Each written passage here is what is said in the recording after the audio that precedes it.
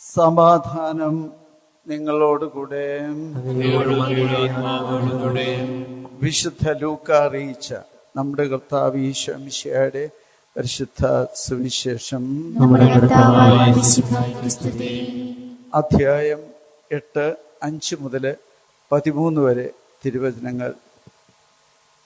യേശു കഫർനാമിൽ പ്രവേശിച്ചപ്പോൾ ഒരു ശതാധിപൻ അവന്റെ അടുക്കൽ വന്ന് യാചിച്ചു, കർത്താവേ, എൻ്റെ ഭൃത്യൻ തളർവാദം പിടിപെട്ട് കഠിന വേദന അനുഭവിച്ച് വീട്ടിൽ കിടക്കുന്നു.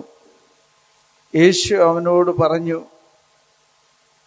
ഞാൻ വന്ന് അവനെ സുഖപ്പെടുത്താം. അപ്പോൾ ശതാധിപൻ പ്രതിവചിച്ചു, കർത്താവേ, നീ എൻ്റെ ഭവനത്തിൽ പ്രവേശിക്കുവാൻ ഞാൻ യോഗ്യനല്ല. നീ ഒരു വാക്ക് ഉച്ചരിച്ചാൽ മാത്രം മതി, എൻ്റെ ഭൃത്യൻ സുഖപ്പെടും. ഞാനും അധികാരത്തിന് കീഴ്പ്പെട്ടവനാണ്, എൻ്റെ കീഴിലും പടയാളികളുണ്ട്. ഒരുവനോട് പോകുക എന്ന് പറയുമ്പോൾ അവൻ പോകുന്നു, അപരനോട് വരിക എന്ന് പറയുമ്പോൾ അവൻ വരുന്നു. എൻ്റെ ദാസനോട് ഇത് ചെയ്യുക എന്ന് പറയുമ്പോൾ അവന് അത് ചെയ്യുന്നു. യേശു ഇത് കേട്ട് ആശ്ചര്യപ്പെട്ട് തന്നെ അനുഗമിച്ചവരോട് പറഞ്ഞു, സത്യമായി ഞാൻ നിങ്ങളോട് പറയുന്നു, ഇതുപോലുള്ളൊരു വിശ്വാസം ഇസ്രായേലിൽ ഒരുവന് പോലും ഞാൻ കണ്ടിട്ടില്ല. വീണ്ടും ഞാൻ നിങ്ങളോട് പറയുന്നു, കിഴക്ക് നിന്നും പടിഞ്ഞാറ് നിന്നും നിരവധി ആളുകൾ വന്ന് അബ്രാഹത്തോടും ഇസഹാക്കിനോടും യാക്കോബിനോടും കൂടെ സ്വർഗരാജ്യത്തിൽ വിരുന്നിനിരിക്കും. രാജ്യത്തിൻ്റെ മക്കളാകട്ടെ പുറത്തുള്ള അന്ധകാരത്തിലേക്ക് എറിയപ്പെടും. അവിടെ വിലാപവും പല്ലുകടിയുമായിരിക്കും. യേശു ശതാധിപനോട് പറഞ്ഞു, പൊയ്ക്കൊള്ളുക, നീ വിശ്വസിച്ചതുപോലെ നിനക്ക് ഭവിക്കട്ടെ. ആ സമയത്ത് തന്നെ ആ ഭൃത്യൻ സുഖം പ്രാപിച്ചു. നമ്മുടെ കർത്താവായ മിശിഹായ്ക്ക് സ്തുതി. മിശിഹായിലെ ഏറ്റവും സ്നേഹമുള്ളവരെ, ഇന്നത്തെ സുവിശേഷം യേശു തൻ്റെ മലയിലെ പ്രസംഗമൊക്കെ കഴിഞ്ഞ് താഴേക്ക് ഇറങ്ങി വന്നപ്പോൾ, നല്ല പ്രസംഗമൊക്കെ കഴിഞ്ഞ് ഇറങ്ങി വന്നപ്പം ആദ്യം കാണുന്നത് 8-ാമത്തെ അധ്യായത്തിൽ പറയുന്നുണ്ട്, ഒരു കുഷ്ഠരോഗിയാണ്. സാധാരണഗതിയിൽ സമൂഹത്തിൽ ഭ്രഷ്ട് കൽപ്പിച്ചിരിക്കുന്ന കുറേ മനുഷ്യരുണ്ട്. ഇസ്രായേൽക്കാരുടെ ഇടയിൽ ചില രോഗം വന്നാൽ അവരെ സമൂഹത്തിൽ നിന്ന് പുറത്താക്കും. അത് ദൈവശാപമായിട്ട് കരുതിയിരുന്നു. അങ്ങനത്തെ ഒരു രോഗിയാണ് ആദ്യം അവൻ്റെ സ്പർശനം തേടി അവൻ്റെ മുമ്പിലേക്ക് വരിക. അവനെ കർത്താവ് തൊട്ടതായിട്ട് പറയുന്നുണ്ട്. അവനെ തൊട്ടു, അവന് കുഷ്ഠം മാറി, ശുദ്ധി വന്നു. അത് കഴിഞ്ഞപ്പോഴാണ് ഈ ശതാധിപൻ വരുന്നത്. അവനെ സംബന്ധിച്ചും കാണാവുന്നൊരു രഹസ്യം,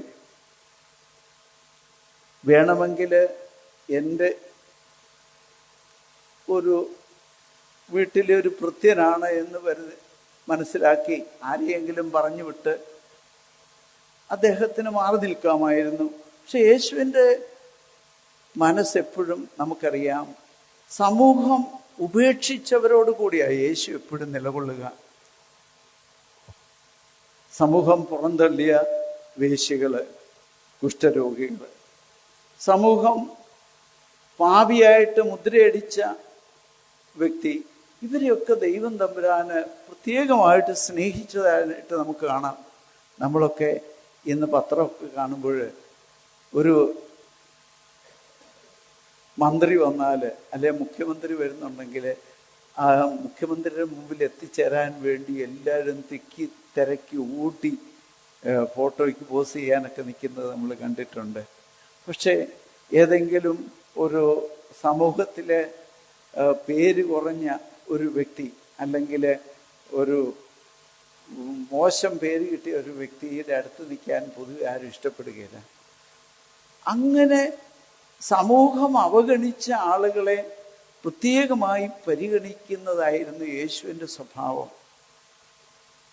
നമ്മൾ ദൈവത്തിൻ്റെ സ്വഭാവം സ്വന്തമാക്കുന്ന മനുഷ്യർക്കും ഇതേ മനസ്സൊക്കെ ഉണ്ടാകും.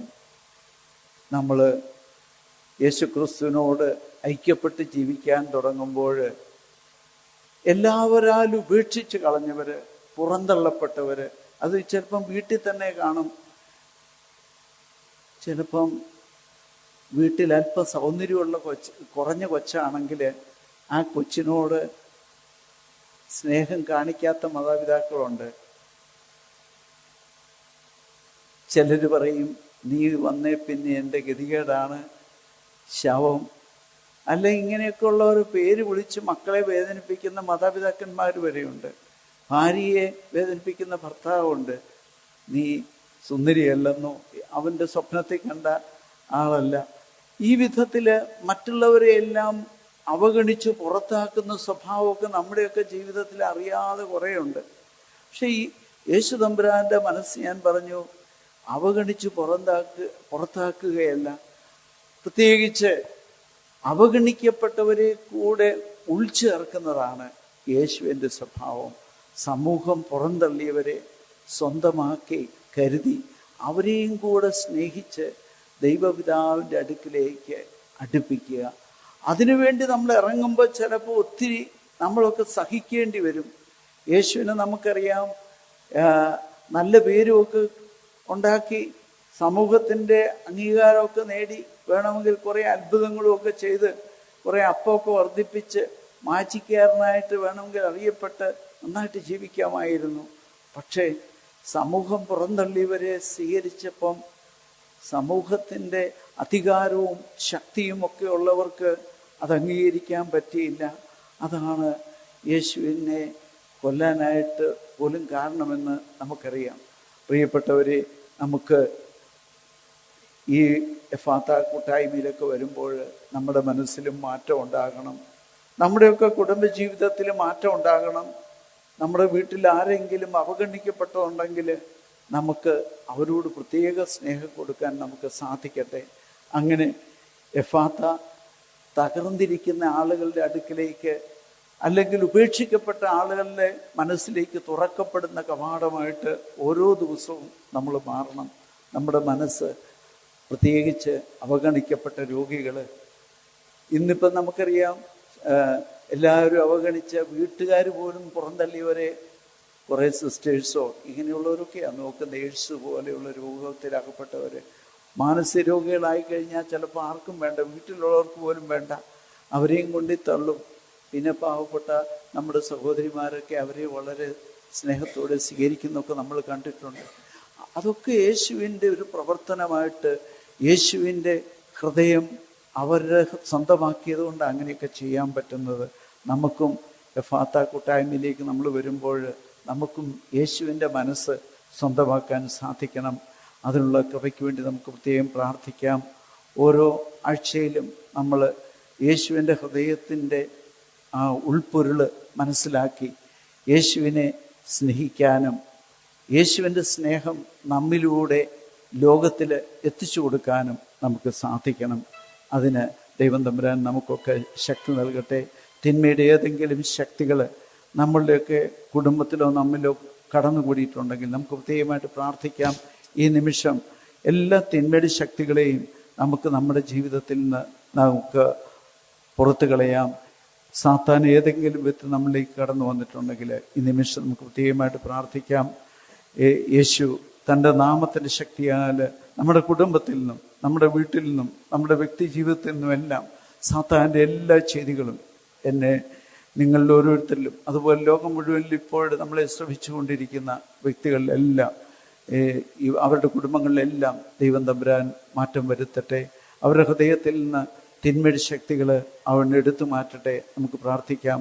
കർത്താവായ യേശുവേ, അങ്ങയുടെ ധന്യമായ നാമത്തിൽ ഇപ്പോൾ ആരാധനയിലായിരിക്കുന്ന ഈ മക്കളെയും അതുപോലെ തന്നെ ലോകം മുഴുവനിലും ഇപ്പോൾ ഈ പ്രാർത്ഥനാ കൂട്ടായ്മയിൽ ഞങ്ങളോടൊപ്പം ആയിരിക്കുന്ന സകല മക്കളെയും ആശീർവദിച്ച് അവരുടെ കുടുംബത്തിൽ തള്ളപ്പെടലിൻ്റെ അനുഭവം, എല്ലാവരാലും ഒറ്റപ്പെട്ട അനുഭവം, ഈ വിധത്തിൽ നിരാശയ്ക്കടിപ്പെട്ട് കഴിയുന്ന മക്കള്, അവരെല്ലാവരെയും യേശു തമ്പുരാനെ അവിടുത്തെ ചങ്കിൽ നിന്നൊഴുകിയ തിരുരക്തത്തിന്റെ ശക്തിയാൽ ഈ നിമിഷം തന്നെ വിശുദ്ധീകരിച്ച് അവരെ അവിടുത്തെ ഹൃദയത്തിൽ അവർക്ക് അഭയം നൽകി അവരെ അവിടുത്തെ സ്വന്തമാക്കി തീർക്കണമേ.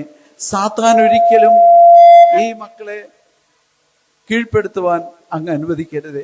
ഈശോയുടെ ധന്യമായ നാമത്തില് എല്ലാ തിന്മയുടെ ശക്തികളും ഈ മക്കളെ വിട്ടകന്നുകൊണ്ട് നരകത്തിന്റെ അഗാധങ്ങളിൽ പതിക്കട്ടെ എന്ന് പ്രാർത്ഥിക്കുന്നു. ദൈവമായ കർത്താവെ, ഈ മക്കളെ നിരാശയിലേക്കും പാപത്തിന്റെ ബന്ധനങ്ങളിലേക്കും തള്ളിയിടുന്ന എല്ലാ ദുഷ്ടശക്തികളെയും അങ്ങ് എനിക്ക് നൽകിയിരിക്കുന്ന പൗരോഹിത്യ അധികാരം ഉപയോഗിച്ച് അങ്ങയുടെ നാമത്തിൽ ശാസിക്കുന്നു.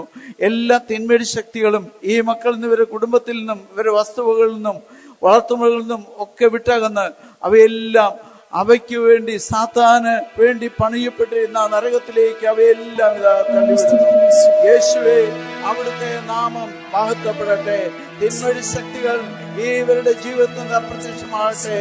യേശുവേ, ശക്തി കൊണ്ട് ഈ മക്കളെ നിറയ്ക്കണേ. ഹല്ലേലൂയ. യേശുവേ നന്ദി. യേശുവേ സ്തോത്രം.